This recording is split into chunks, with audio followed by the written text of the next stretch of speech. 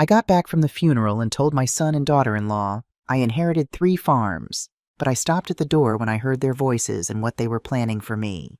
It froze my blood. Before I tell you what I heard and what I did next, do me a favor. Hit that like button and subscribe if you've ever felt underestimated by your own family. And let me know in the comments where you're watching from. I'd like to know who's listening to my story. My name is Morgan Byron. I'm 70 years old, and that day, the day everything changed, my hands were aching.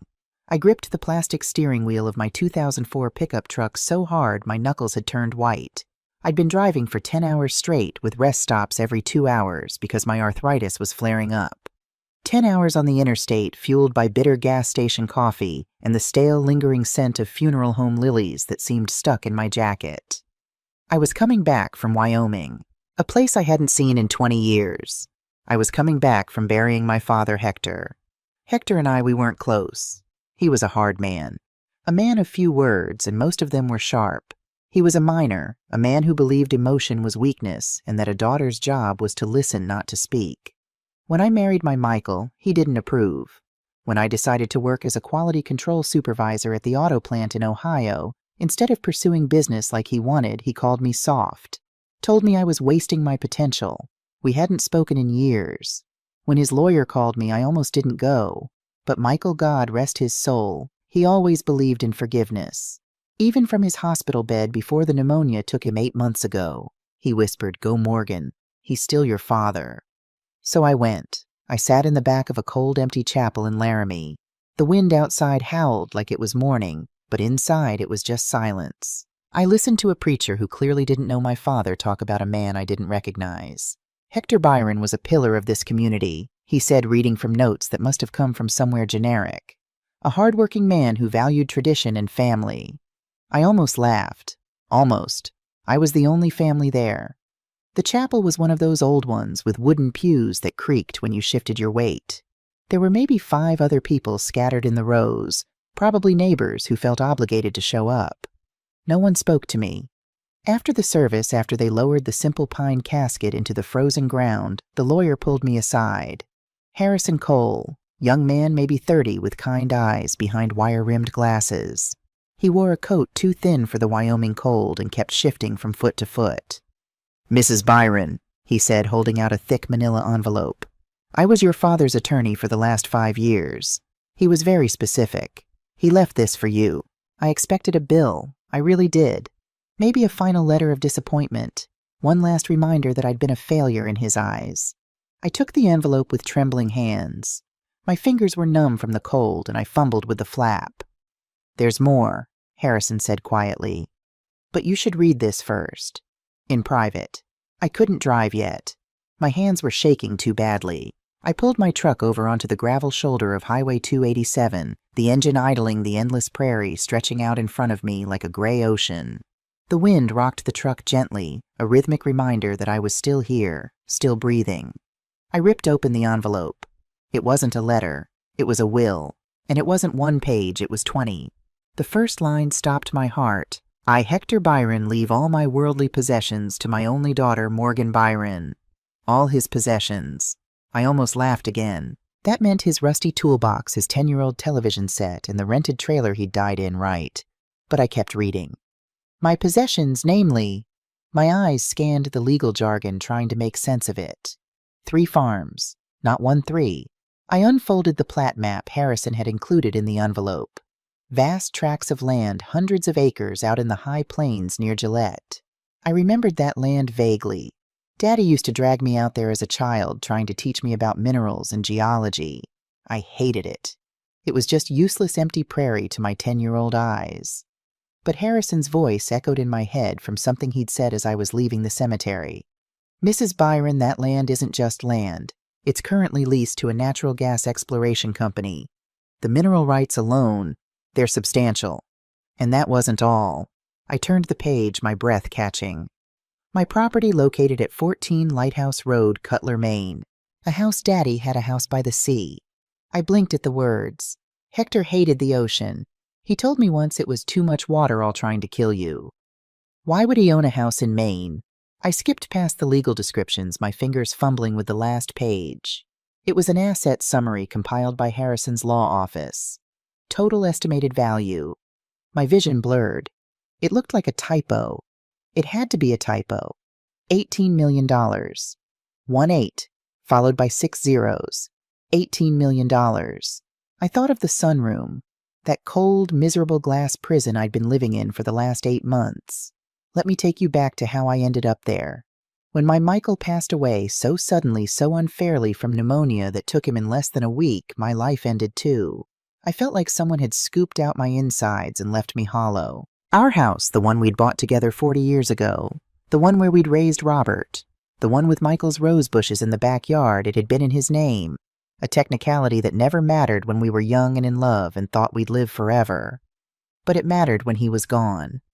My son Robert and his wife Susan explained it to me gently. Or maybe it wasn't gently, I can't remember. I was drowning in grief, barely able to get out of bed. They explained that the house was now legally theirs through inheritance, and they needed to make some changes. "We're struggling, Mom," Robert had said, not meeting my eyes. "The mortgage, the bills, we need to streamline." So at 70 years old, I moved in with them. I wasn't a mother anymore. I wasn't a wife. I was a tenant. No, I was less than a tenant. At least tenants pay rent and have rights. I lived in their sunroom, a small space off the kitchen, all glass and wicker furniture. It was freezing in the winter when the Ohio wind cut through those single-pane windows like knives. It was boiling in the summer when the afternoon sun turned it into a greenhouse. My bed was a pull-out sofa. The mattress was thin and the springs dug into my back. My belongings were in 2 cardboard boxes tucked under the patio table they used for storage. I became a ghost in their home. I tried to stay small, tried not to be a burden. I washed my own dishes. I folded my own blanket every morning, tucking it into the sofa so neat you'd barely know someone slept there. I kept my toiletries in a plastic grocery bag that I carried to the bathroom and back. But I still heard Susan's sighs when I walked through the kitchen to use the bathroom at night. The floorboards creaked, and I'd hear her irritated exhale from their bedroom upstairs. I saw Robert wince when I asked if I could watch the evening news on their TV in the living room. They were good kids, I told myself. They were just stressed, just struggling financially. But now, holding this envelope, this impossible gift from a father I never understood, everything was going to change. My heart, which I thought had turned to stone when Michael died, started to beat with a painful, unfamiliar hope. I wasn't a burden anymore. I wasn't a ghost. I could buy my own place. A small apartment, nothing fancy. I could have my own kitchen again. My own bed. A bed that didn't fold in half. And I could help them. I could help Robert and Susan. I knew they were drowning in debt. I'd heard the whispered arguments late at night through the thin walls, the panicked discussions about mortgages and credit cards. This money, this miracle from a man I never understood, it wasn't just for me. It was for us. For family. I put the truck back in gear and pulled onto the highway. The 10-hour drive back to Ohio suddenly didn't seem so long. The landscape blurred past mountains, giving way to plains, to farmland to the gray industrial sprawl of the Midwest. I wasn't just driving back to the sunroom. I was driving back as their savior. I pulled onto Cedar Street just as the sun was setting. Their house, the modest suburban home with the sagging front porch and the lawn that needed mowing, looked exactly the same. The same peeling paint on the shutters. The same cracked concrete path leading to the front door. Robert always forgot to mow on Tuesdays. I parked my old truck at the curb, the engine ticking as it cooled. My hands were still gripping the envelope like it was a winning lottery ticket. $18 million. I could see it all so clearly. I'd walk in, sit them down at that scratched kitchen table and tell them. I'd watch the worry lines between Robert's eyebrows disappear.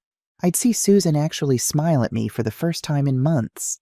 A real smile, not that tight, polite grimace she usually gave me. "It's okay," I'd say. "Everything is going to be okay. The mortgage, the credit cards, everything, I'm taking care of it." And then I'd buy my own little place. Maybe a 1-bedroom apartment a few blocks away. Close enough to visit, far enough to not be a burden. I'd have Sunday dinners with them, the kind Michael and I used to host. I'd cook Robert's favorite pot roast. Maybe Susan and I could even become friends. My hand reached for the door handle. And then I heard it. I was about to knock when the voices stopped me. Susan's voice, sharp and angry, cutting through the thin wood of the front door like a blade. Robert, I'm telling you I can't take it anymore. I froze. My hand hovered in mid-air knuckles, inches from the door. He just wanders around the house like a ghost, she said. Her voice was crystal clear. He's always there. I feel like I'm running a charity ward, not a home.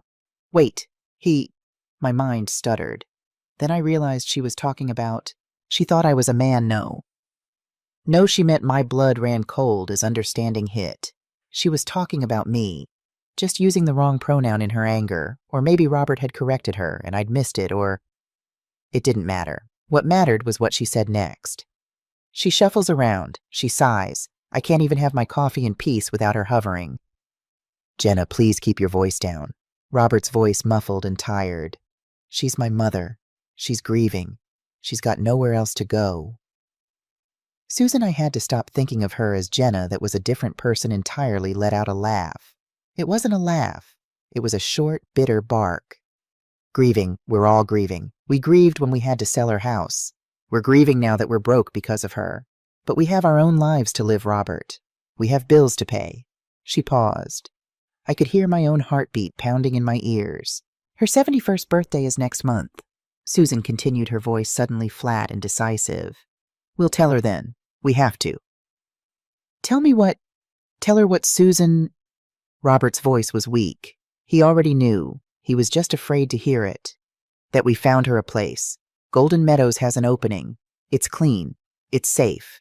It's what we can afford. The envelope in my hand suddenly felt like a block of ice. Golden Meadows. I knew that name. Everybody in our part of Ohio knew that name. It wasn't a golden anything. It was the state-run facility, the long, low brick building out by the highway with the chain-link fence around the concrete patio, the one that smelled like bleach and boiled vegetables when you drove past with the windows down. It wasn't assisted living. It wasn't a retirement community with shuffleboard and book clubs. It was the end of the line. The place you went when you had no money and no one who wanted you. The place people went to die. Susan, Robert stammered. That's a home. It's what we can afford, she snapped. He's a financial black hole, Robert. She meant she. She contributes nothing, Susan continued, her voice rising. She just sits in that sunroom eating our food, driving up our electric bill, costing us money we don't have. It's her or us, and I'm choosing us. End of discussion. My hand fell from the door. The envelope in my other hand, the one with $18 million, suddenly weighed 1,000 pounds. They were planning to throw me away. The woman they thought was a broke, useless old burden who'd come back from her father's funeral with nothing but debt. A cold, hard feeling settled in my chest, replacing the hope I'd felt just moments before. They wanted to see how much of a burden I was. I'd show them. My hand kept resting on the doorframe, but I didn't knock. I didn't go inside. Instead, I quietly stepped back. My feet found the porch steps, then the cracked concrete path, then the sidewalk. I got back into my truck, sat in the driver's seat, stared at my weathered hands on the steering wheel. The cheap fabric of my coat was warm from my body heat, but the paper inside the envelope felt foreign. Heavy, heavier than just paper. It felt like a weapon. I thought about what had just happened. About the conversation I wasn't supposed to hear. Golden Meadows. Financial black hole. It's her or us.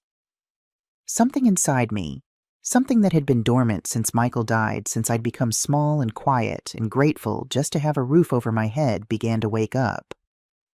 It wasn't anger. Not yet. It was clarity. I pulled my old flip phone from my coat pocket. The screen glowed pale blue in the darkening truck cab. I scrolled through my contacts. There were only 5 names. Michael, I couldn't delete it, not yet. Robert, Susan, Dr. Chen, my doctor. And the last number I'd added just today, Harrison Cole, attorney at law. I checked the time. 6:47 p.m. in Ohio. That meant 4:47 p.m. in Wyoming. My fingers moved before my brain could catch up. The phone rang once, twice. Hello? Harrison's voice, slightly surprised. Mrs. Byron, Mr. Cole, I said, and I was surprised by how steady my voice sounded. I need your help. Of course, is everything all right? Did you have questions about the estate? I need you to do something for me, I said, watching the lights come on in Robert and Susan's living room. I could see their shadows moving behind the curtains. I need you to sell one of the farms, the smallest one, and I need you to do it now." There was a pause on the line. "Mrs. Byron, selling a property like that takes time. Even a quick sale would need—" "I don't care how much time it usually takes," I interrupted. "Find someone who wants it. Find someone who wants it badly enough to move fast. Tell them I'll give them a deal. I need the money liquid, and I need it in a trust, an irrevocable trust, one that only I can access. Can you do that?" Another pause longer this time. "Mrs. Byron," Harrison's voice was careful, "may I ask what's happening?" "They're planning to put me in a home," I said quietly. "A state-run facility, Golden Meadows, and I need to make sure that no matter what they do, they can't touch this money. Not as my guardians, not as my power of attorney, not as anything." "I see." His voice changed, became sharper, more professional. "I can do that. I know someone who's been trying to buy that parcel for over a year. Your father always refused. If you're willing to sell at a reasonable price, I can have the paperwork ready by tomorrow morning." "Do it," I said. "I'll take $4.5 million for it, even if it's worth more. I need it done." "Consider it done. And Mrs. Byron?" "Yes. I'm sorry. I'm sorry you're going through this." I closed my eyes. "Just protect the money, Mr. Cole. Make sure they can't get to it." "They won't. I promise you that." I ended the call and sat in the darkness of the truck, $4.5 million soon to be locked away where Robert and Susan could never touch it. And I still had $13.5 million worth of property they didn't know about. But they didn't need to know any of that. Not yet. First, I needed to see exactly how deep their cruelty went. I picked up the envelope, carefully folded it, and tucked it deep into the inner pocket of my coat. Then I smoothed my hair, took a breath, and walked back toward that front door. This time I knocked. The voices inside stopped instantly. I heard hurried footsteps. The door opened, and there was Susan, her face flushed, her eyes too bright. "Oh, Mom, you're back." She stepped aside quickly, her hands fluttering. "We didn't hear you drive up. Come in, come in. How was the drive?" I shuffled past her into the hallway, letting my shoulders slump, making my movements slow and tired. "Long," I said quietly. "Very long." Robert appeared from the kitchen, his face pale and guilty. "Hey, Mom, how was everything the funeral?" I didn't answer right away. I let them watch me stand there, a tired old woman in a worn coat, holding nothing but the grief they could see on my face. "It's done," I finally said, my voice barely above a whisper. He's gone." Susan's expression shifted into something that might have been sympathy if I didn't know better. "Oh, sweetheart, of course. You must be exhausted. Let me get you some water. Have you eaten?" I shook my head slowly. The less I said right now, the better. Robert stepped forward, and for a moment, just a moment, I saw my little boy in his face. The child I'd raised, the one who used to cry when he scraped his knee, the one I'd taught to ride a bike. "Come sit down, Mom," he said gently. "Please." They guided me to the kitchen table, the same scratched surface where just days ago they'd been planning my exile. I sat down heavily, and Susan actually pulled out the chair for me as if I were an invalid. She poured water into a glass, my glass the one plastic cup they'd given me to use, and set it in front of me. "Take your time," she said, sitting across from me. Robert stood by the counter, his hands jammed in his pockets. They waited. They were actually waiting for me to volunteer the information. Finally, after a long sip of water, I spoke. "The lawyer was there," I said slowly. "After the funeral, Harrison Cole. He gave me some papers." Susan leaned forward slightly. I saw her hands tighten on the table. "Papers?" she asked, her voice carefully neutral. "About the estate," I continued. "About what my father left." The air in the kitchen changed, became charged. Susan wasn't even pretending to look sympathetic anymore. Her eyes were focused sharp. "And?" Robert asked. His voice cracked slightly. I let the silence stretch, let them squirm. Then I delivered the lie I'd been rehearsing in my head during that long drive home. "I'm afraid," I started, then let my voice break. "I'm afraid I have bad news." Susan's face went very still. "Bad news. What kind of bad news?" I looked down at my hands, worn and spotted with age. Hands that had worked 40 years at that auto plant. Hands that had held my baby son. Hands that had held Michael's as he took his last breath. "The estate?" I said quietly. "The will. It's not It's not what anyone expected." Robert moved closer, his shadow falling across the table. "What do you mean, Mom?" I made my voice shake. It wasn't hard. 8 months of grief had taught me how to sound broken. "There's nothing," I whispered. "In fact, it's worse than nothing." The kitchen seemed to shrink. I could hear the refrigerator humming, the clock ticking on the wall. "Nothing," Susan repeated slowly, each syllable crisp, dangerous. "He had 3 farms." I continued staring at the scratched table surface. "But they were worthless, just empty land. And he mortgaged them, years ago. Took out huge loans against all 3 properties." I let that sink in, watching Susan's face from the corner of my eye. "The lawyer Harrison, he showed me the paperwork. The banks are taking them back. All of them. There's nothing left." Robert made a sound like he'd been punched. He sagged against the kitchen counter. But Susan wasn't disappointed. She was furious. "So you're telling me," she said, her voice dangerously low, "that you drove all that way, and there's nothing at all?" "It's worse than that," I said, and this was the part that would really sell it. The killing blow. I looked up at them, made my eyes wide and frightened. "Harrison said that my father, he hadn't paid property taxes on any of that land. Not in over 5 years. The IRS, the state of Wyoming, they're going to come after the estate for back taxes." Pause. "And as the sole heir, Harrison said I might be responsible for it." I watched the calculation happen behind Susan's eyes. The quick, frantic math. The realization. I wasn't just a neutral burden anymore. A piece of old furniture to be stored in the sunroom and eventually disposed of. I was now a liability. A financial anchor about to drag their already sinking ship straight to the bottom. "How much?" Susan asked. Her voice was flat now. Cold. He didn't know exactly, but he said it could be tens of thousands of dollars. The silence that filled that kitchen was absolute. It was the kind of silence that feels like the air before a storm. I looked down at the table, playing the part of the defeated, broken old woman to perfection.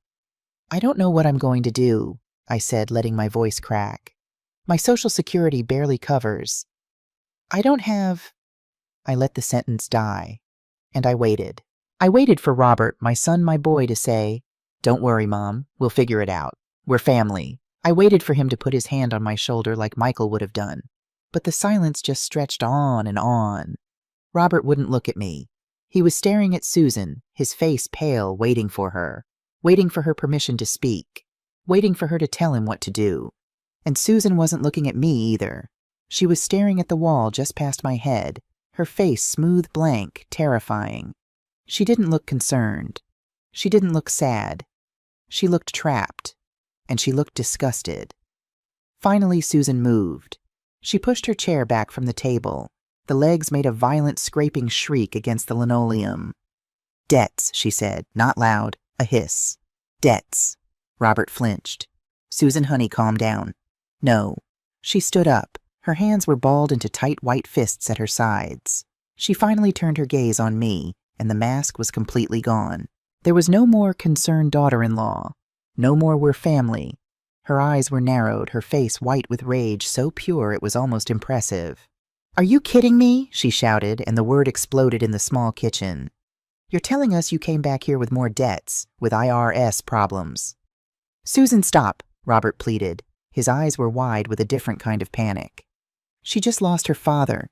I don't care," Susan wheeled on him. "She's not your father. She's a leech. We took her in. We gave her a home, our home. We feed her. We pay for her electricity, her water, her everything. And now this." She turned back to me, shaking with rage. "So you're bringing the IRS down on our house, on top of everything else." I don't know if they will," I stammered, holding on to my roll. The terrified old woman. "Harrison just said it was possible that—" "You're not just a burden anymore, old woman," she spat. The words were like venom. "You're a risk. You're a black hole. You're going to take us down with you." She was breathing hard, her chest heaving. I'd never seen her like this. The perfect suburban housewife mask had shattered completely. "Susan, please calm down." Robert tried again, his voice weak. We'll talk about this. We'll figure something out. Right, Dad? I mean, Mom, we can We can call the lawyer. Maybe there's call the lawyer with what money, Robert? Susan laughed. That awful bitter sound. With the money he doesn't have, with the money we don't have. She pointed at me, her finger shaking. No, no, I'm done. I am absolutely done. She turned her back rigid and stormed out of the kitchen. I heard her footsteps pound up the stairs. A second later, the bedroom door slammed shut. The vibration rattled the glasses in the kitchen cabinet. Robert and I sat in the awful silence she'd left behind.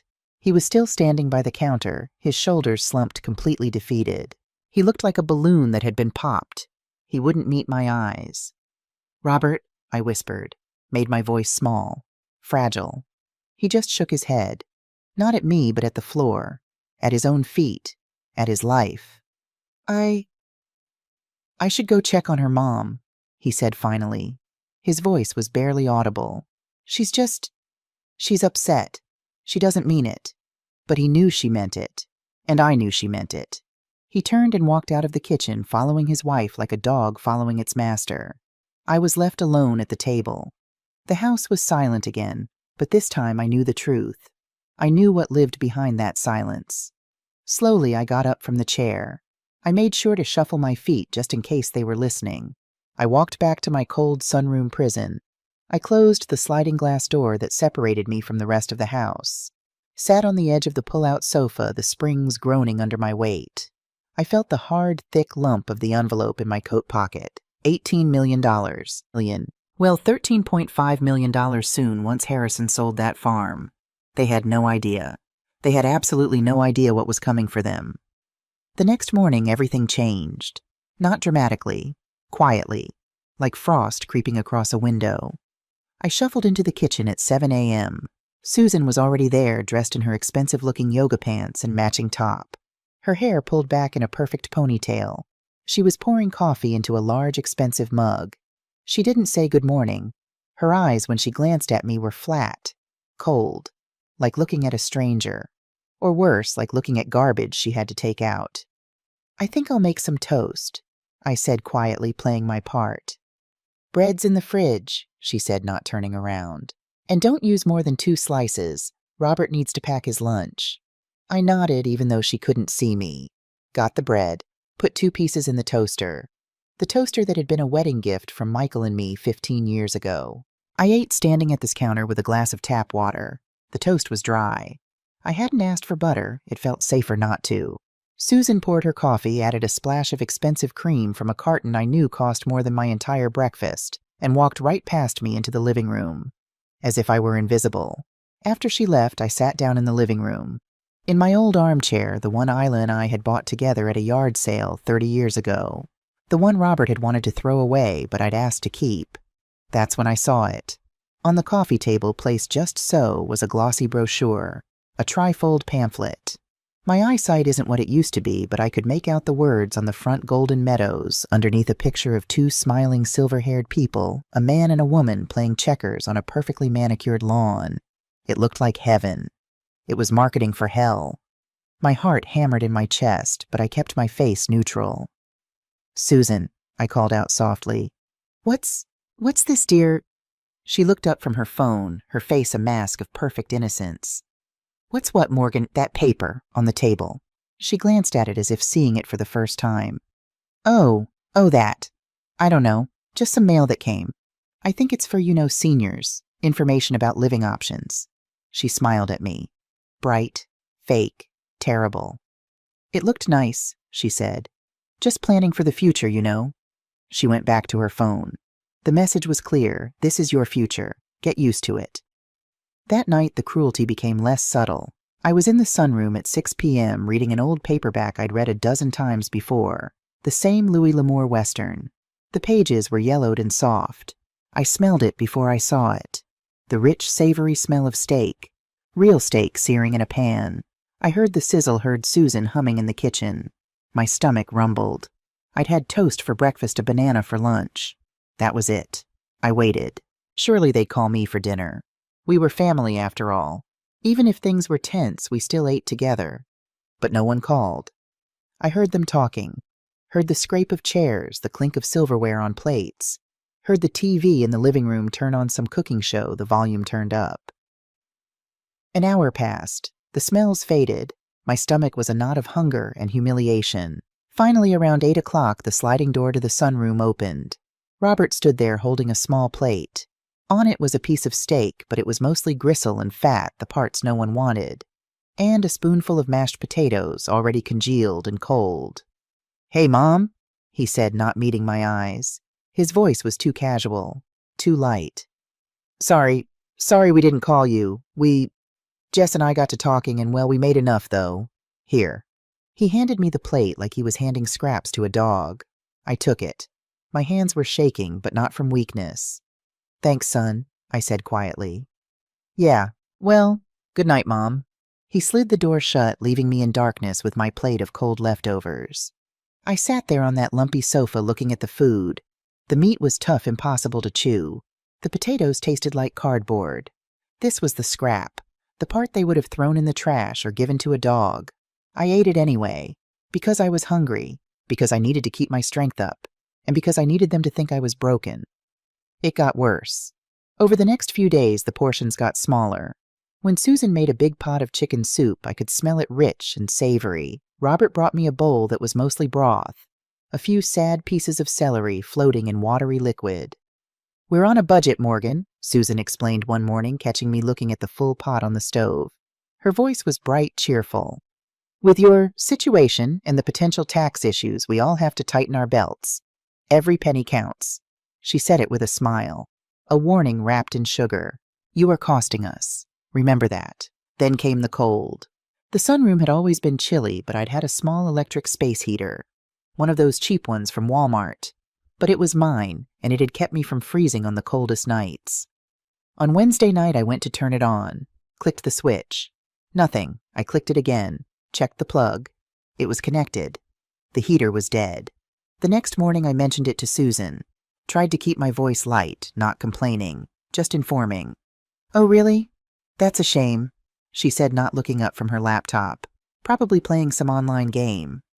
"Those things don't last forever. They're cheap. Robert will take a look when he has time." Robert never had time. The nights became a test of endurance. I slept in my coat.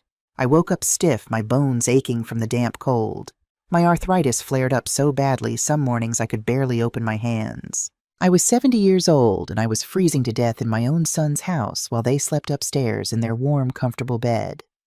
They were trying to break me, trying to make my life so miserable, so physically uncomfortable, that when they offered me Golden Meadows again, when they showed me those glossy brochures with the smiling old people, I would beg to go. But I wasn't broken. Not yet. Not ever.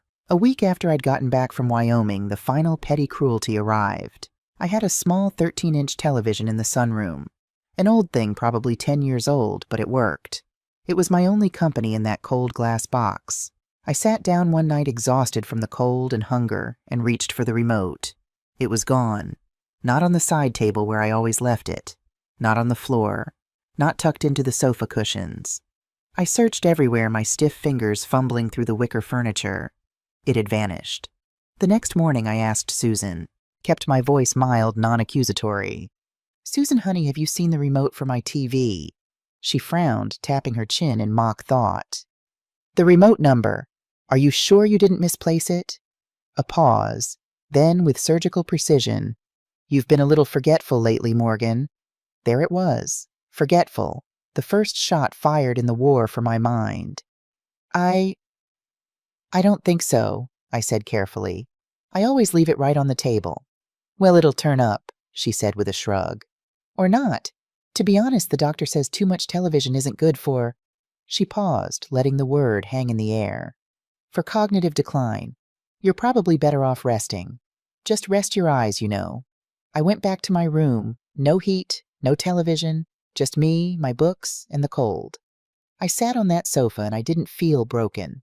I felt like a piece of steel being forged in fire. They were hammering me, trying to make me weak, but they were just making me harder, stronger, more determined. I took the envelope out of my coat pocket. I'd been keeping it on me at all times, too afraid to leave it anywhere they might find it.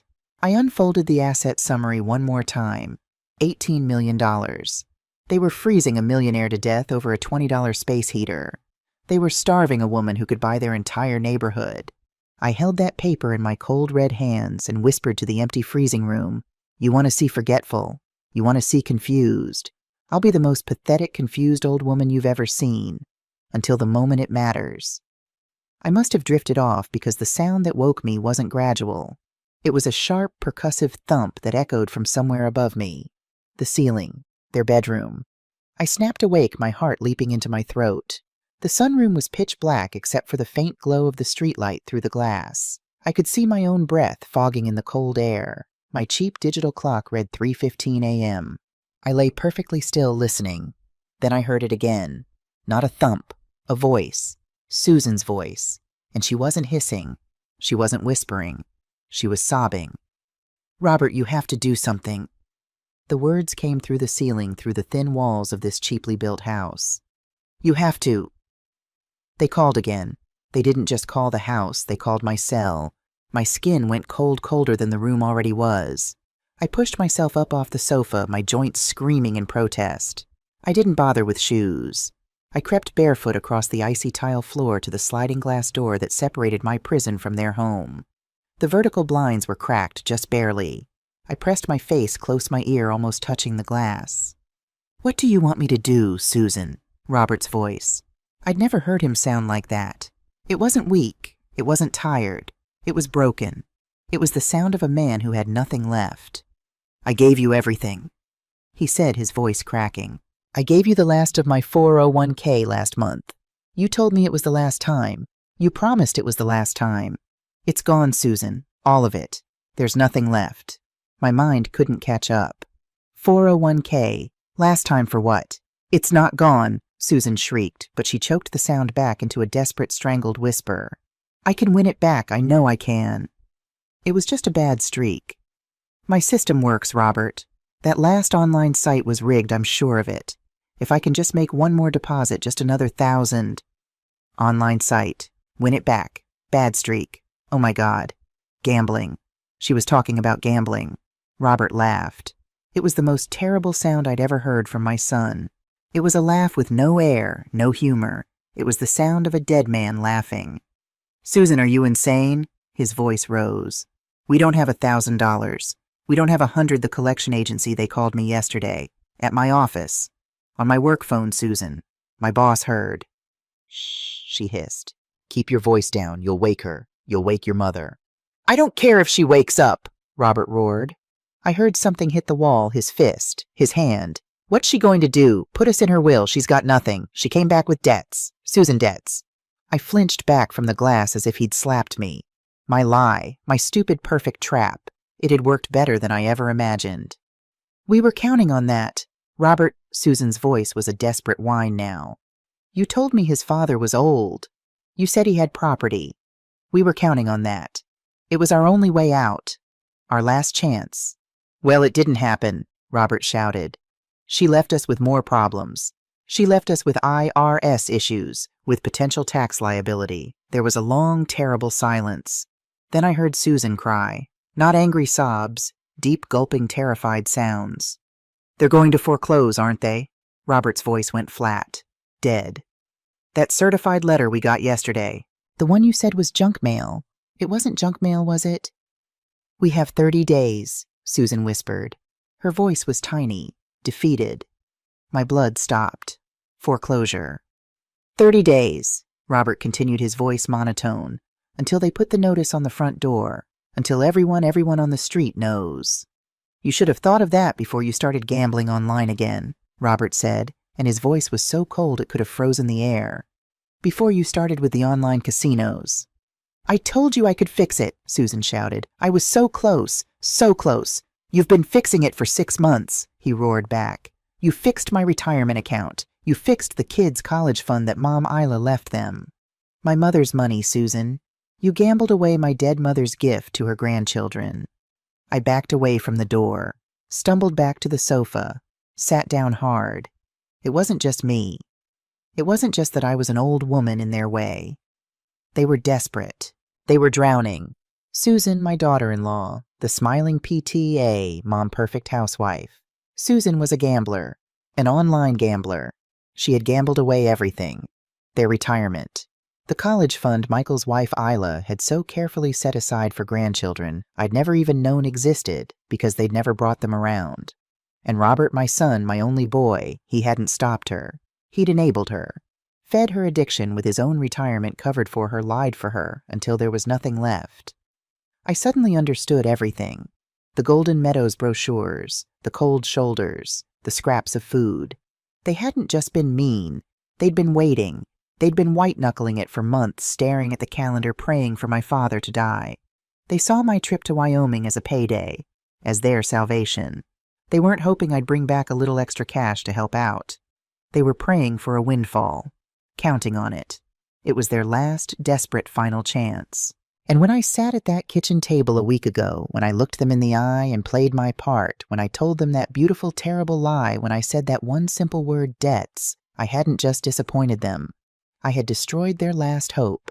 I had been their final lottery ticket, and I'd come up a loser. I sat there in the pitch-black sunroom listening to my son and his wife sobbing together in the kitchen above me. They were no longer angry. They were just broken. The war was over, and everyone had lost. Everyone except me. I let the silence sit for a full minute. Let them cry. Let them sit in the ruins they'd made. Then I pulled out my phone. The flip phone glowed blue in the darkness. 3:47 a.m. in Ohio. That meant 1:47 a.m. in Wyoming. I didn't care. I scrolled to Harrison's number and pressed call. 1 ring, 2 rings, 3. Hello? His voice groggy but instantly alert when he heard my voice. Mrs. Byron. What's wrong? Harrison, I whispered, keeping my voice low. I need you to do something else for me. Something important. Of course. What do you need? I need you to investigate my daughter-in-law, Susan Byron. I overheard them talking. She's a gambler, online gambling. I think she's the reason they're losing the house. She mentioned owing money, something about $220,000. There was a sharp intake of breath on the other end. I need to know everything, I continued. How bad is it? How much does she owe? Who does she owe it to? I need proof, Harrison. Ammunition. You're asking me to run a private investigation on your daughter-in-law, Harrison said carefully. That's a different level of involvement. I'm asking you to protect your client's assets, I said, my voice sharp. This woman is trying to get guardianship of me. If she's this desperate, she won't stop. I need to know what I'm up against. I need to know exactly what kind of snake I'm living with. Pause. Can you do it, Din? Harrison sighed. I have a firm I use in Cheyenne for background checks. They have affiliates everywhere. It'll cost money. I have $18 million, Harrison, I said flatly. Find out. Find out everything. And fast. I'm on it, he said. The land sale, the trust, the investigation. Mrs. Byron, stay safe. And stay quiet. Act the part. Don't worry, I said, looking at my ghostly reflection in the dark glass. I'm just a confused old woman. I wouldn't know how to sign my own name, would I? I clicked the phone shut. When I shuffled into the kitchen the next morning, Susan was already there. She looked terrible. Her eyes were red and puffy, her skin blotchy. She'd been crying all night. But when she saw me, something shifted in her face, hardened. Good morning, Morgan, she said. Her voice was flat. I blinked at her, playing confused. Good morning, dear. I thought I heard noises last night. Is everything all right? Everything's fine, she said curtly. We just had some things to discuss. Robert came down the stairs. He looked worse than Susan, like he hadn't slept at all. His eyes were bloodshot, his face drawn. Morning, Mom, he mumbled. Robert, honey, I said, letting my voice quaver. Are you feeling all right? You look tired. I'm fine, Mom. Just work stress. They stood there in the kitchen, the two of them, and I could feel the shift. Something had changed in the night. Some decision had been made. Susan poured coffee, her movements sharp and angry. She handed Robert a cup, didn't offer me one. Then she turned to me, and her eyes were calculating. Cold. Morgan, she said, Robert and I have been talking. About your situation. About the debts and the potential tax issues. I widened my eyes. Made myself look vulnerable. Oh, we're very worried about you. She continued each word carefully chosen. You're under a lot of stress. You're forgetting things. You're not eating well. You're clearly overwhelmed. Robert jumped in right on cue. We think you need help, Mom. Professional help. My heart started pounding, but I kept my face neutral, confused. Help? What kind of help? Susan moved closer, sat down across from me at the table, put on her concerned face the mask she was so good at wearing. We found someone, she said gently. A doctor, Dr. Greg Smith. He's a friend of the family. He specializes in senior health issues, helping people who are feeling overwhelmed. There it was, Dr. Smith. I remembered that name now. The man from their 4th of July barbecue 2 years ago. The one drinking beer and laughing too loudly about his golf game. He wasn't a geriatric specialist. He was a psychologist. They weren't bringing a doctor to check my blood pressure. They were bringing someone to sign a piece of paper. A paper that would say Morgan Byron is confused, disoriented, forgetful, incapable of managing her own affairs. A paper that would be attached to an emergency guardianship petition they'd file at the courthouse by noon tomorrow. By this time tomorrow, I wouldn't be Morgan Byron anymore. I'd be a ward, a piggy bank, an ATM for Susan to raid. They'd have access to my pension, my Social Security, and then, oh God, then they'd file the paperwork. They'd get access to everything. They'd find out about the inheritance. Susan wouldn't just be paying off her debts. She'd be hitting the biggest jackpot of her miserable, addicted life. I had to play this perfectly. I let my bottom lip tremble, let my eyes go wide with childlike fear. A doctor, I said. I don't need a doctor. I'm just tired, Susan. Just cold. Shh, it's okay, Susan cooed, reaching across the table to pat my hand. Her palm was warm. Mine was ice cold. It's not a real doctor visit. It's just a conversation. He's just going to ask you a few questions. About your memory. About how you're feeling. She smiled that terrible smile. It's just a formality. For insurance purposes. You understand, right? Lies piled on lies piled on lies. I don't want to, I whispered, trying to pull my hand away, making my protest weak, ineffective. Susan's voice hardened just for a second, the steel underneath the velvet. Morgan, don't be difficult. Then it smoothed out again. We're doing this for you, because we love you. Dr. Smith is coming tomorrow morning, 10 a.m. You just need to be right here in this chair, ready to talk.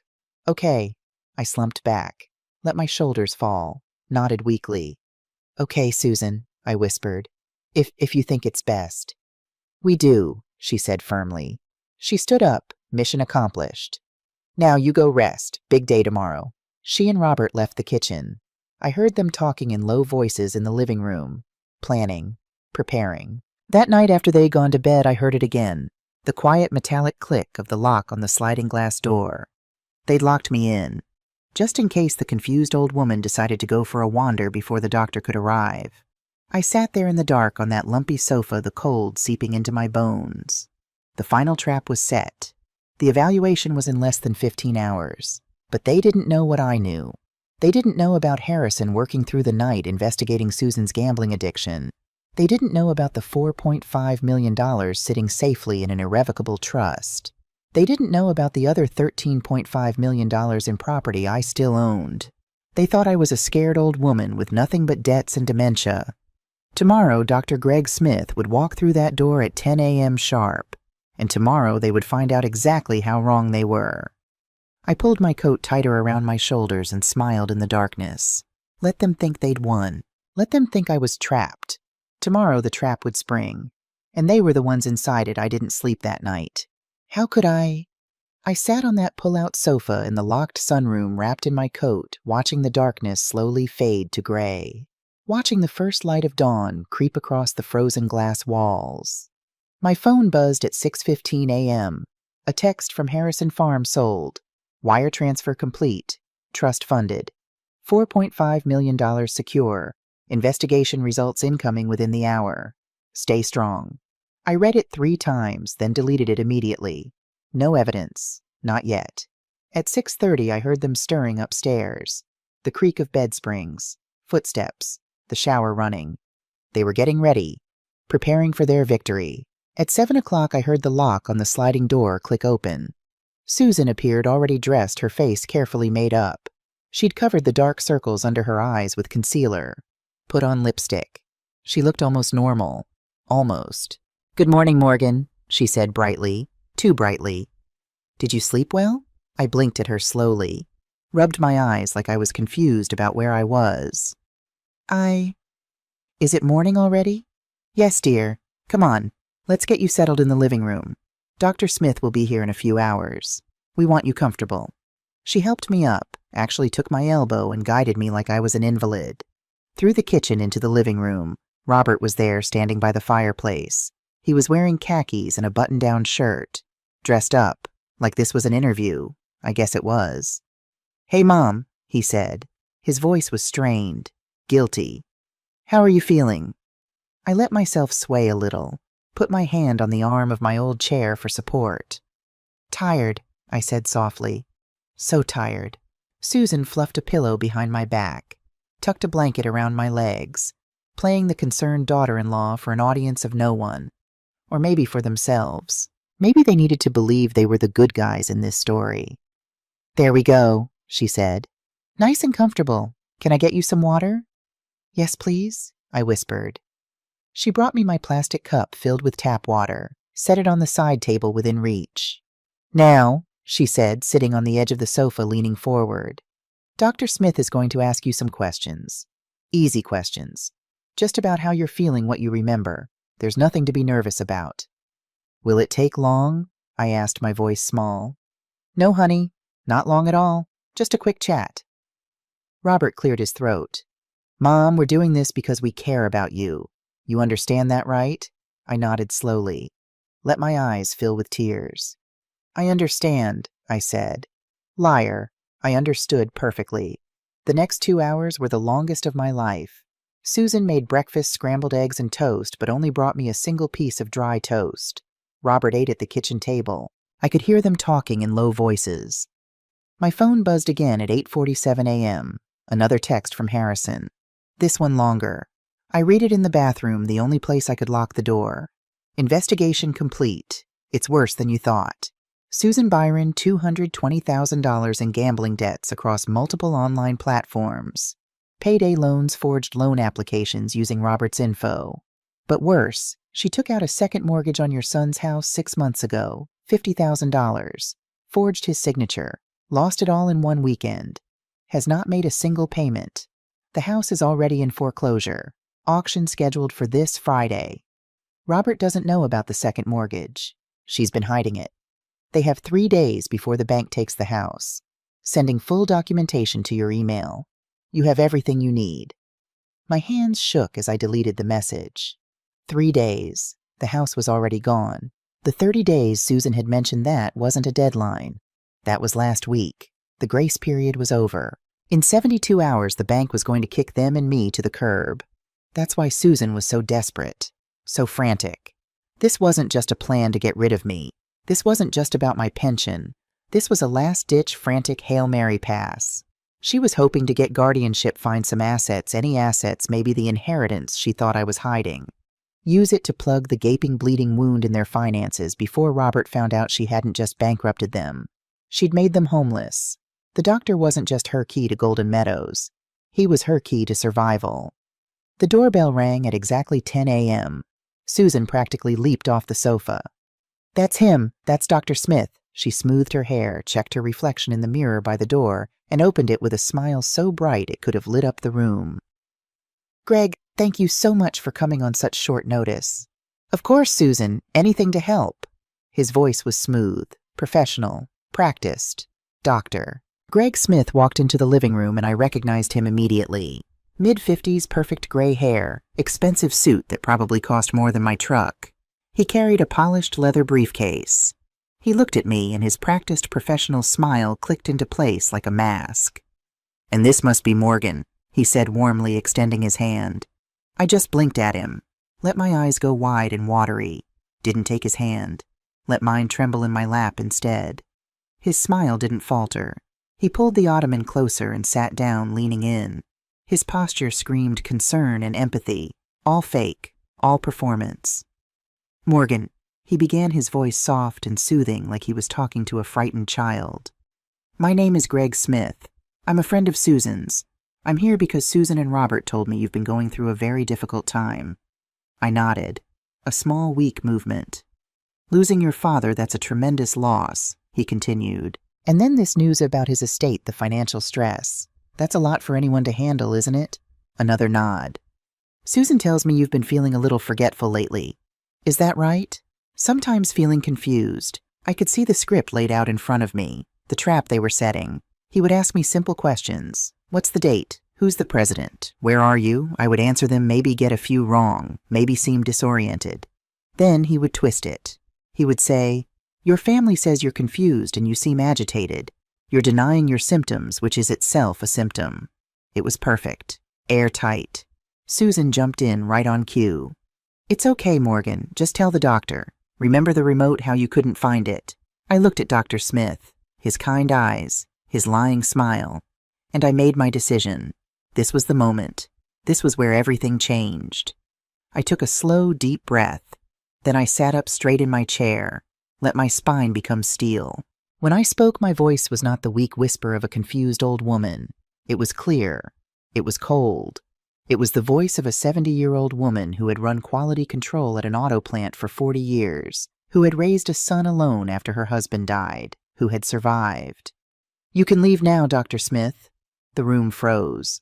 Dr. Smith's smile faltered, stuck on his face like a piece of broken machinery. I beg your pardon. You heard me, I said. My gaze locked on his, unwavering. You can leave. You're not here to help. You're here to sign a piece of paper. You're here to commit perjury. You're here to help them steal my pension and my Social Security. His face went from pale to a blotchy red. Now see here, Mrs. Byron, that is a very serious accusation. And it's a serious crime, I said, my voice cutting through his bluster like a knife. I know who you are, Greg. I remember you from the barbecue 2 years ago. You're a family psychologist, not a geriatric specialist. And I'm not your patient. I leaned forward slightly. So I'll say it again. You can leave my house. Your house? Susan shrieked, shooting to her feet. This is my house. I turned my gaze to her, slowly, deliberately. Is it Susan? I asked quietly. Or am I just someone with very good hearing? The word hung in the air like a guillotine blade. Susan's face went white, actually white like all the blood had drained from it. Golden Meadows, I said, each word deliberate. It's her or us, and I'm choosing us. Every single word, Susan. Through the door, I heard every single word. Dr. Smith didn't need to hear more. He'd seen enough. He snapped his briefcase shut and stood up so fast the ottoman nearly tipped over. I think I'm in the wrong place, he said quickly. This is clearly a private family matter. I should be going. Yes, I said. You should. He practically ran to the door. It opened and closed, and then he was gone. The silence he left behind was absolute. Just me, my son, and his wife. Robert was staring at me, his mouth slightly open, his face completely pale. Susan was breathing hard, her chest heaving, her hands clenched into fists. You spied on us, she whispered. Her voice shook with rage. No, I said calmly. I listened. And then for 8 days I watched you. You pretended, Susan screamed. All week you sat there pretending to be sick, pretending to be confused. I didn't have to pretend very hard, did I said. You made it easy. The cold room, the stolen remote, the scraps of food. I stood up from the chair. For the first time in months, I felt strong, powerful. You locked me in last night, Susan, I said quietly. Robert, your wife locked your mother in a room like an animal. Robert's head snapped toward Susan. What, Susan? You locked her in. It was for her own good, Susan shouted. She's clearly not well. She's senile. She's lying. She's making all this up. Am I lying about Golden Meadows, Susan? I asked. She flinched, actually took a step back. Am I lying about you calling me a leech, a financial black hole? I took a step toward her. You did all this because you thought I was poor, because you thought I was worthless, because you thought I was a burden. You are! She spat, her composure completely gone. You came here with nothing but debts. You're a leech. That, I said, and my voice was suddenly calm, dangerously calm. That is where you are wrong. Susan stopped, her mouth still open. Her eyes narrowed with confusion. What did you say? I said you're wrong, I repeated. And that's because I lied. Robert finally moved, finally looked at me instead of at his wife. Lied, Mom, what lie? I looked at him. My son, my boy. My father Hector, he didn't leave me debts, I said. I let each word land like a stone dropping into still water. He didn't leave me taxes. He didn't leave me nothing. Beat. He left me $18 million. Silence. Not just quiet. Silence. The kind of silence that has weight, that presses against your eardrums. Robert's mouth opened and closed. No sound came out. Susan just stared. Her face went through a dozen expressions in 3 seconds. Confusion, disbelief, shock, then understanding, then something that looked like physical pain. What? The word came out of her mouth like a whisper, like a prayer. What did you just say, $18 million, I repeated. My voice was flat, matter of fact. 3 farms in Wyoming with active natural gas leases, and a house on the ocean in Maine. The lawyer's estimate is $18 million. Robert made a sound, a sort of strangled gasp. Susan's hand flew to her mouth. And then the mask didn't just crack. It shattered. A sound tore out of Susan's throat, not a word, a high-pitched, strangled scream of pure, unadulterated joy. 18 million, she shrieked. Her face, which had been paper white, flooded with a blotchy red color. Robert, did you hear 18? She spun so fast she almost fell, grabbed Robert's arms with both hands. Robert, your mother just said, did you hear what she said, 18 million, 18? Before I could move, before I could react, Susan flew at me. Her arms locked around my neck in a hug so tight I couldn't breathe. I could smell her hairspray, her expensive perfume mixed with the sour smell of desperation and sweat.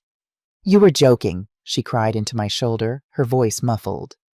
Oh, you terrible, wonderful, terrible woman, a joke. That's what it was, the debts, the taxes. You were playing a joke on us. She pulled back her hands, gripping my shoulders so hard it hurt. Her face was tear-streaked mascara running, but her eyes were dancing, bright and hard and calculating. We're rich, she yelled, looking back at Robert. We're rich. Then she turned back to me, that terrifying smile stretched across her face. Oh, Mom. Oh, we're so sorry. You must have been so upset thinking we believed you. We were just playing along with your little joke, weren't we, Robert? She looked at Robert, her eyes demanding he agree with her. Robert just stood there, staring, his face completely pale, looking sick. We knew you were kidding, Susan continued, her voice dropping back into that syrupy spider-to-fly tone. Of course we did. Right, Robert? But Robert wasn't celebrating. He was looking at his wife. And for the first time, maybe for the very first time, he was seeing the monster. Susan wouldn't let go of me.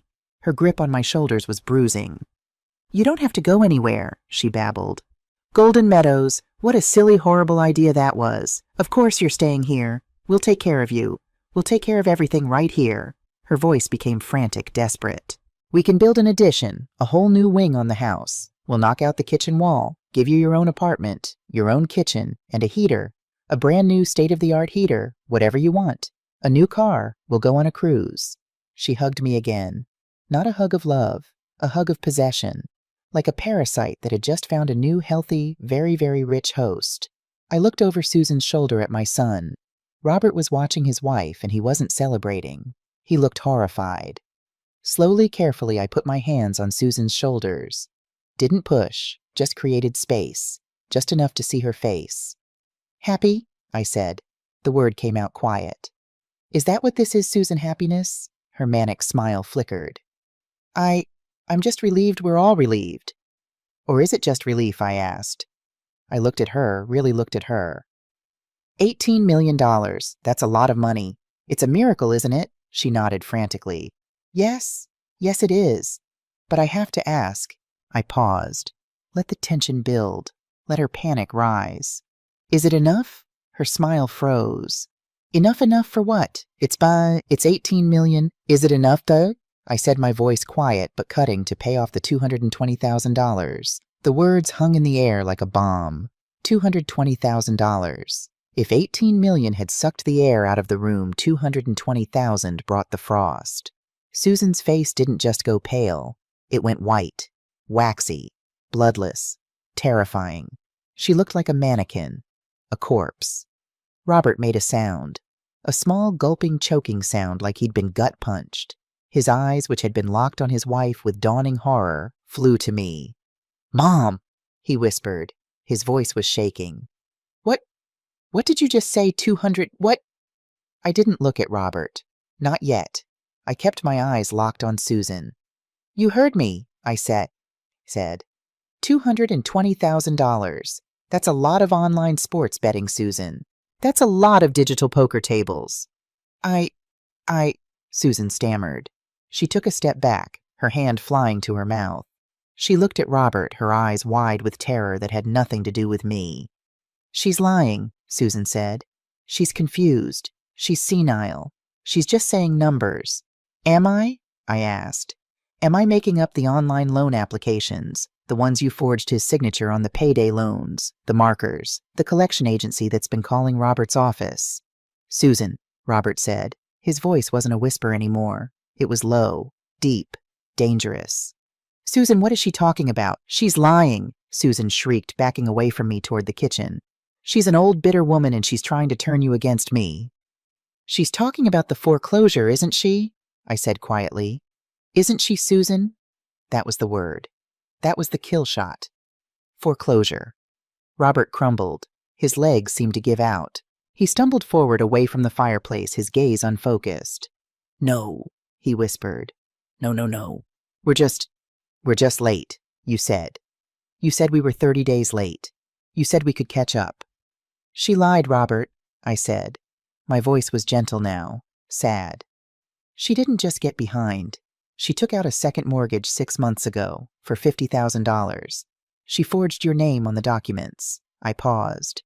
"And she lost it all in one weekend." Robert's knees hit the floor. He didn't scream. He didn't make a sound. He just dropped like a puppet with cut strings. He put his hands on his head, his fingers digging into his hair, and he rocked back and forth. "No," he whispered to the carpet. No. "Susan, you promised. You promised me you stopped. You swore to me. My retirement, the kids' college fund, Mom Isla's money for the grandkids. Susan, you promised." I watched my son break apart on his living room floor, and I turned to Susan. Susan was backed against the kitchen counter now, her eyes darting between me and the broken man on the floor. The trap was closed. She was caught. And then she exploded. The panic, the lies, the terror, it all erupted into pure white-hot rage. "So what?" she screamed, her voice cracking. "So what if I did? You didn't give me a choice. You and your useless mother living here sucking us dry. I had to do something. I could have won it back. I was so close.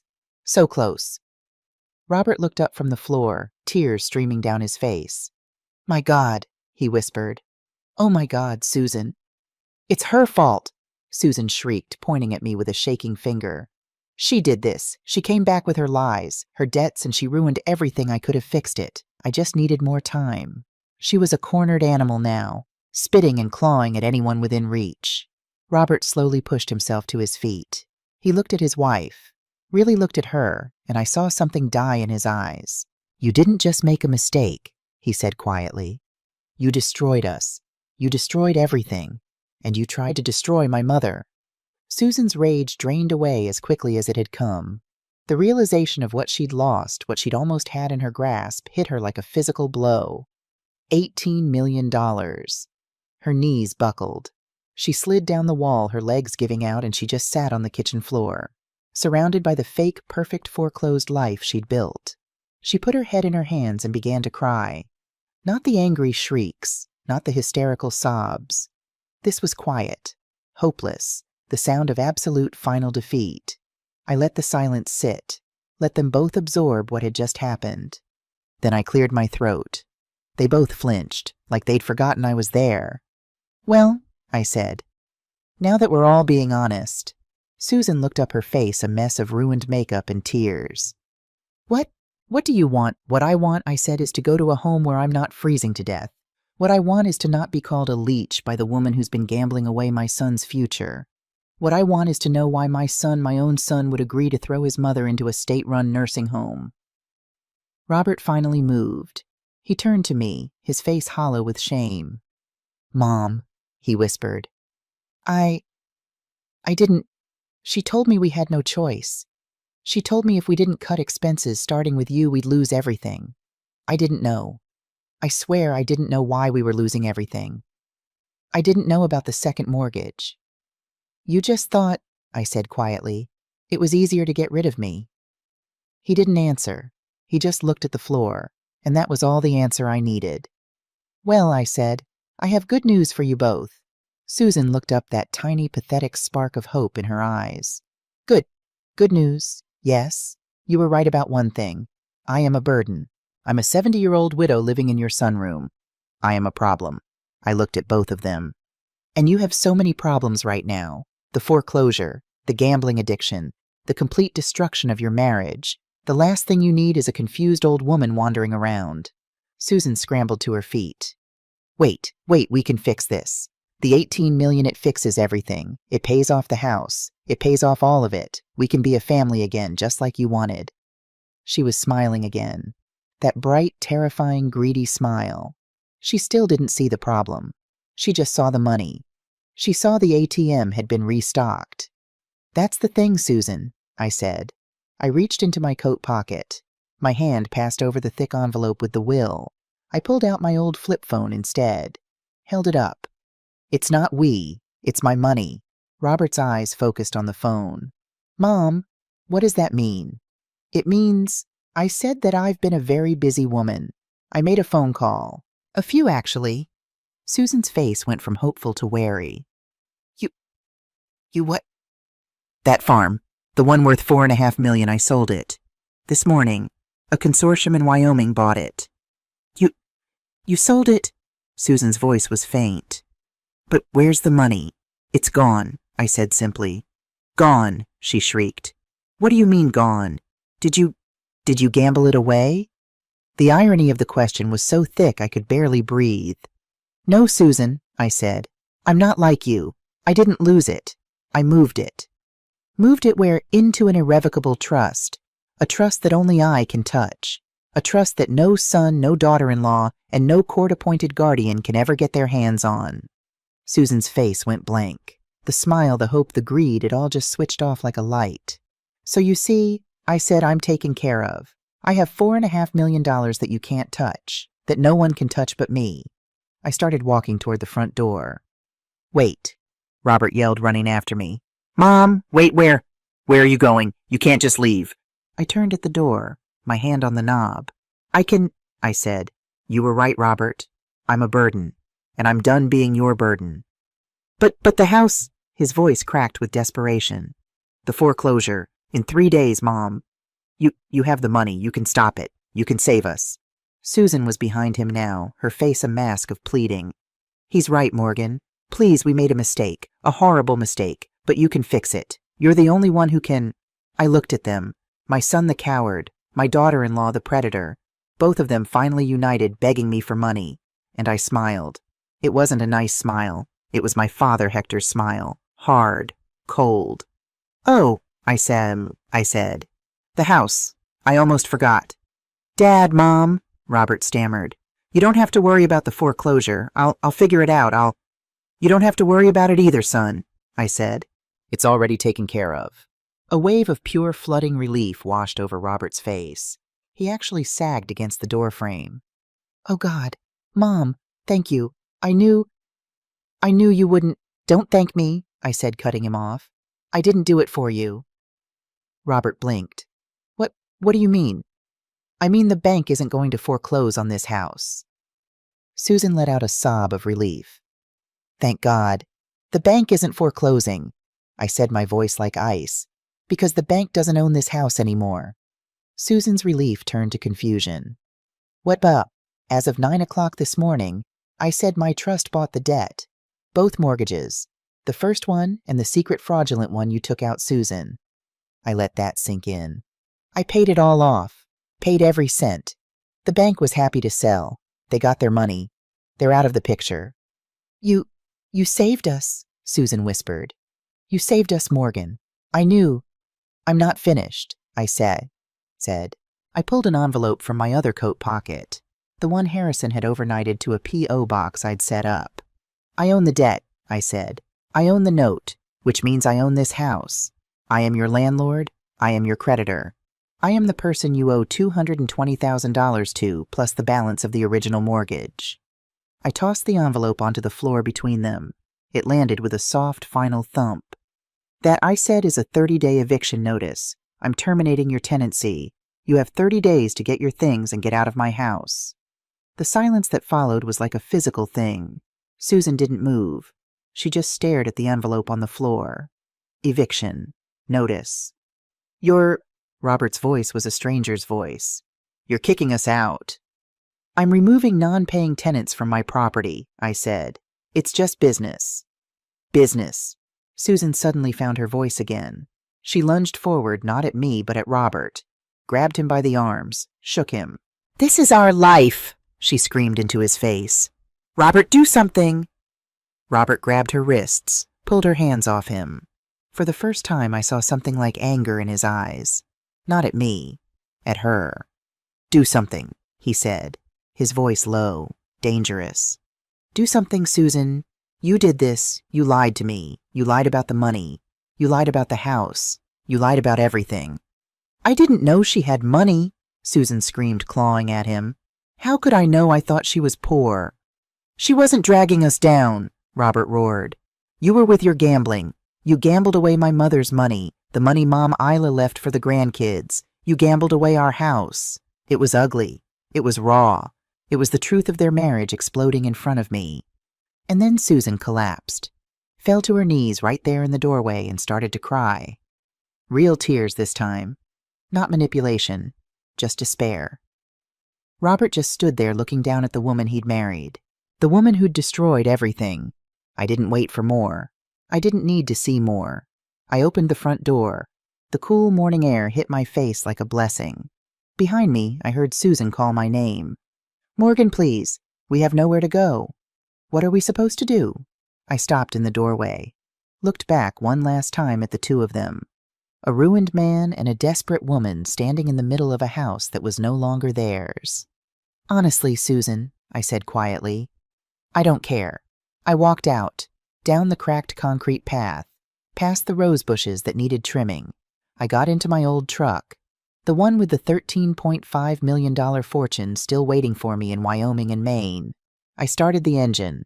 As I pulled away from the curb, I saw Robert stumble out onto the front lawn, just standing there, watching me leave. I didn't stop. I didn't look back. I just kept driving. I drove east. For 2 days, I just drove. Stopped at a cheap motel in Pennsylvania, the kind with thin walls and a plastic ice bucket. I paid cash. I sat on that strange, stiff bed and ate a bag of peanuts for dinner. I had $4.5 million in a trust and another $13.5 million in property, and I'd never felt more alone in my entire life. But I wasn't a victim. I wasn't a ghost. I was just done. The next morning I kept driving. Followed something I couldn't name, a pull I didn't understand. I drove until the air changed, until it stopped smelling like damp Ohio earth and started smelling like sharp pine and cold, clean salt. I drove to Maine. I found it on the 3rd day, 14 Lighthouse Road, Cutler, Maine. It wasn't a mansion.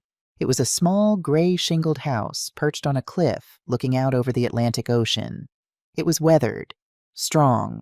It looked like it belonged there. It looked like Hector. I unlocked the door with the key Harrison had sent. The air inside was still and cold, but it was a clean cold. It smelled of old wood and the sea.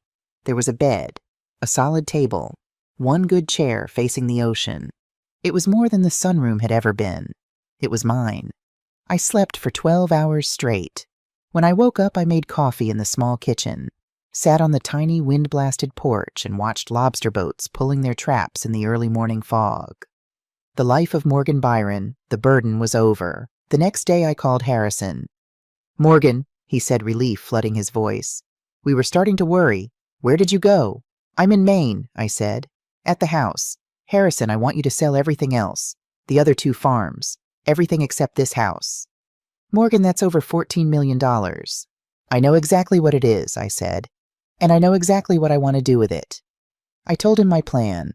The Michael and Hector Byron Trust. A foundation. A nonprofit. Not a charity that just hands out checks. A legal weapon. dedicated to one thing: providing immediate aggressive legal aid and emergency housing for the elderly, for people being financially abused, neglected, or exploited by their own families, for every woman like me freezing in a sunroom, for every man told he's forgetful while his children drain his bank accounts, for every grandmother told she's a burden while being bled dry. We would be their lawyers, their shield, their warriors. When I finished explaining, Harrison was silent for a long moment. "My God, Morgan," he finally said. His voice was thick with emotion. "Hector would be so incredibly proud of that."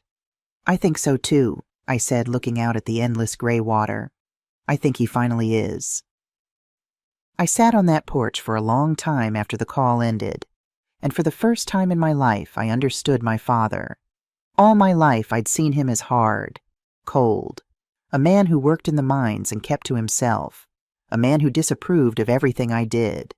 But I'd learned something, a secret. 60 years ago, Hector Byron, a simple miner with barely any money, found a young man in a bar, Alfred Thorne, a man about to lose his family business, and my father gave that stranger his entire life savings, $30,000, an impossible sum back then. He'd saved Alfred's life, and he'd never told anyone. My father didn't do it for recognition. He didn't do it for praise. He just did it because he saw someone vulnerable and he protected them. That was his real legacy. Not the $18 million. The example. He'd been quietly building his fortune, living like a pauper while sitting on a dragon's hoard. But he'd used his strength not to bully, but to shield. And now I understood what I had to do with his gift. The foundation took 6 months to build. It was hard work. Good work. Harrison moved to Maine to run it. "I'm tired of Wyoming wind," he said with a smile. "I want to try the lobster." We'd already helped 12 people, stopped 3 guardianships in court, moved 4 seniors out of abusive homes into safe, clean apartments. We'd become the people who answer the 3 a.m. call. My life was quiet now. Good. The Ohio house sold in a day. I never asked where Robert and Susan went. I didn't need to know. My old flip phone rang on a Tuesday afternoon.